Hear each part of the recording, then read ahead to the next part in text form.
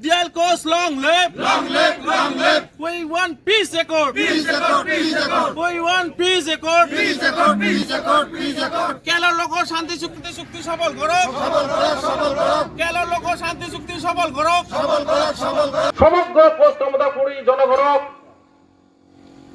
আর নিজের সমাজের ভবিষ্যতের কথা চিন্তা করিয়া আগে আইস, না হলে কিন্তু অন্ধকার হয়ে যাবে। আপনার প্লান নেতা দুইজনের No Kamadapur, no Kamadapur, no rest, no rest, no rest, no Kamadapur, no rest, no rest, no rest.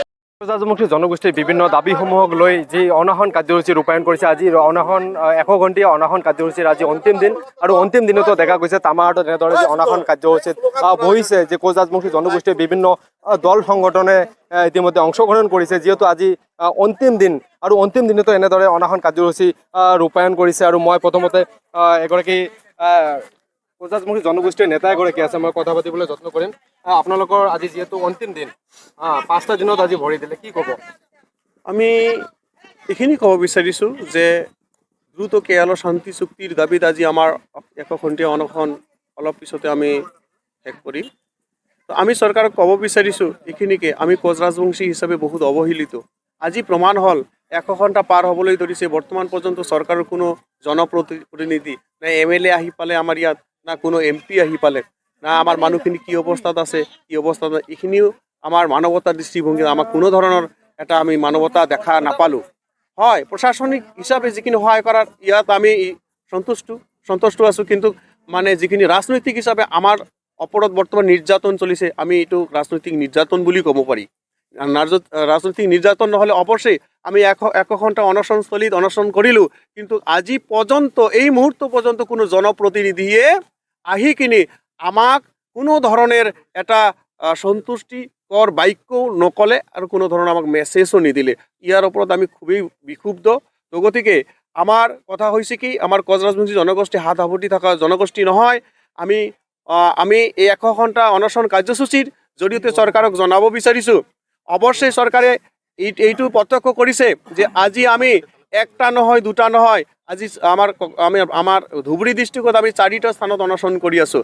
এইখিনি অৱশ্যেই জনপ্ৰতিনিধিসকলৰ নলেজত আছে, কিন্তু তথাপি আমাক এটা অৱহেলা কৰি আছে। কাৰণ আমি অৱহেলিত এটা কোচ ৰাজবংশী জনগোষ্ঠী হিচাপে আমি নিজকে ভাবি ল'বলৈ বাধ্য হৈছোঁ। তো গতিকে আমি জনতাৰ মাজত মেছেজ দিছোঁ, জনতাৰ মাজত আমি সজাগতা আনিবলৈ বিচাৰিছোঁ যে অনাগত দিনত কেৰালৰ শান্তি চুক্তিৰ কাৰণে যদি চৰকাৰে কোনো ধৰণৰ দ্ৰুতগতিত ব্যৱস্থা গ্ৰহণ নকৰে, তেনেহ'লে আমাৰ কোচ ৰাজবংশী জনগোষ্ঠীৰ মানুহক লৈ KSDC, আক্ৰাসু, UG আক্ৰাসু আদি কৰি আমাৰ বৃহত্তৰ সংগঠন একেলগত মিলিত হৈ আমি বৃহত্তৰ সংগ্ৰাম গঢ়ি তুলিবলৈ বাধ্য থাকিম।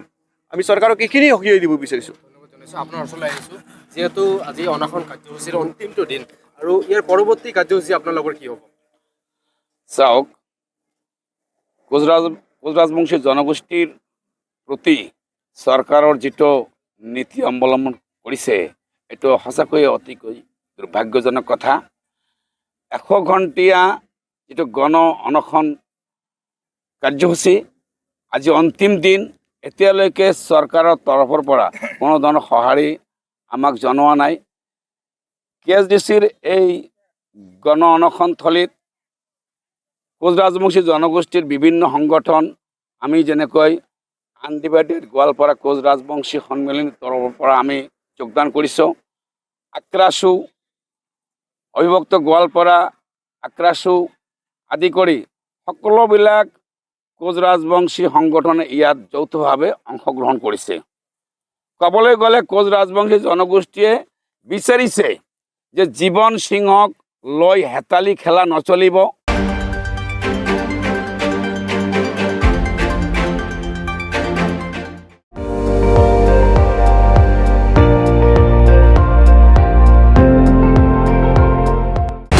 আপুনি চাই আছে ND24, সৰ্বশ্ৰেষ্ঠ নহয়, সৰ্বোত্তমৰ দৌৰত।